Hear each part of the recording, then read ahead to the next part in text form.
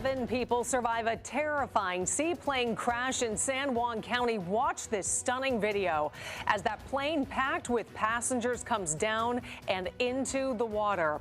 More cell phone video showing that smoking plane resting against the shore as passengers scramble to get out. Boats with Good Samaritans move in to help and get those passengers to safety. Minutes later, everyone escaped. You can see the plane's engine then erupts into flames, the fire engulfing the aircraft, destroying most of it as other boaters watch on. Good morning and thanks for joining us. I'm Kelly Koopmans. The 10 passengers and pilot all survived the crash and were taken to the hospital. One of those passengers is in critical condition. The others are being treated for injuries ranging from cuts to broken bones. That seaplane went down near Sucia Island yesterday evening after leaving Kenmore Air in Seattle for a scenic flight tour. KOMO's Theron Zahn joins us now live from the Kenmore Air terminal on Lake Union with new details. Theron. Yeah, and you'll have to bear with us. There is some airplane noise right here, but that Kenmore Air flight took off at 4:30 yesterday afternoon, bound for Roach Harbor on Orcas Island. But less than an hour into the flight, something caused the pilot to make an emergency landing. A shocking sight as the Kenmore Air floatplane skims over the water before an emergency landing along the shoreline in the San Juans. Just stay there! The nose of the plane sticking up as passengers scramble to get out. At the same time, people nearby rush in to help get the people to safety. Oh my gosh! As soon as everyone is off the plane, flames spread from the engine. Most likely what happened was the tanks were breached as the airplane augered in, and what you saw was an ignition point. Eventually consuming the entire de Havilland Otter. Emergency crews then took over. The civilian boat picked up, I think, 2 people that were in the water.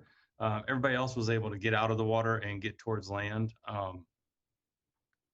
And then we had multiple airlifted by the Navy and by 3 air ambulances. We're told some of the passengers have head injuries, broken bones and cuts. What caused the plane to make the emergency landing near Sucia Island is not known right now. There was rough weather in the area at the time. Kenmore Air releasing this statement. We're grateful that everyone on board has been accounted for, and our immediate focus is ensuring our passengers and pilot receive the care and support they need.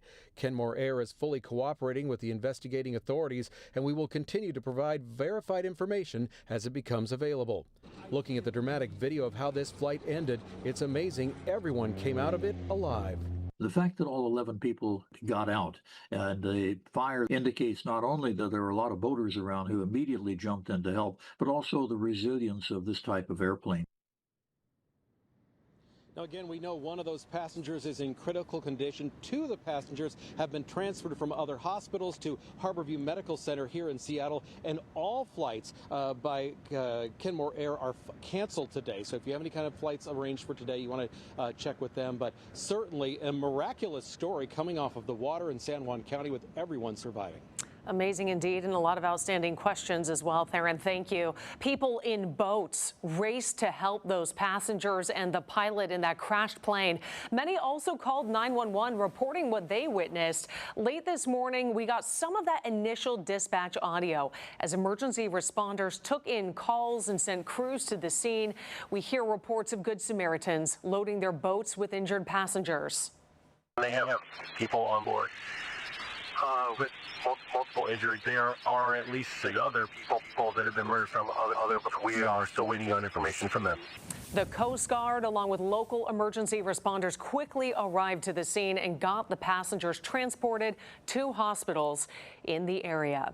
NTSB investigators will now spend the next few days looking into the cause of the crash. We do know there were thunderstorms in the area at the time the plane went down.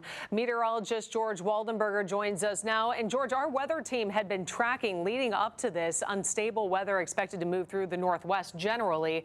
We do also know there was lightning and wind gusts at the time. And they were localized in the area we're talking about, while most other western Washington locations were actually quite fine. This is a loop from 4 to 7 p.m. yesterday. We zoom into the San Juan Islands. The first thing you see is lightning. We can actually take a closer look, and we'll put a box showing the flight path that the plane actually took alongside of me. So that would put the path right around here. And I know the first thing you see is lightning, and that is troubling, but you also have to realize that modern aircraft are actually designed to withstand, to some degree, lightning. So one of the other things I would also be curious about, the winds, updrafts, downdrafts, and outflow from thunderstorms. They can be very, very dangerous, especially for light aircraft like seaplanes. Factor in visibility, clouds and rain, and that can cause problems too. Another thing to also realize that mechanical issues and other issues can happen in the presence of weather. So it will be interesting to see what we learn over the next couple of days with respect to the cause of this crash. But you can see it was from a band of showers and storms that connected to the leftovers of a tropical storm. This was once a tropical storm in the Pacific, now just remnants. And as those were moving over the mountains, we had just a little bit more lift to produce those lightning strikes. So coming up, I want to talk about how this will actually move into western Washington and impact our weekend weather. All right, George, thank you. This is not the first time a Kenmore airplane has gone down in the San Juan Islands. Back in 2016, a float plane crashed near Cattle Pass after taking off from South Lake Union. A passing fishing boat rescued the pilot and 3 passengers from the water. All survived with minor injuries and hypothermia. Investigators never determined a single cause for that crash. Seaplane crashes account for just a small fraction of overall mishaps. As you once again get a look at this video involving aviation here in the U.S., data compiled by 2 leading pilots groups show 406 seaplane accidents were recorded nationwide over a 15-year period between 2008 and 2022. That equals roughly 27 accidents per year. The vast majority of crashes, 329, were not deadly. 77, however, ended with someone losing their life.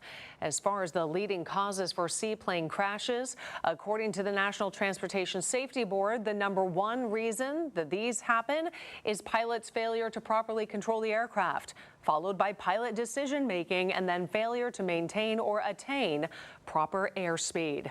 Still lots of questions as the investigation gets underway. You want to stick with KOMO News for any developments on this story.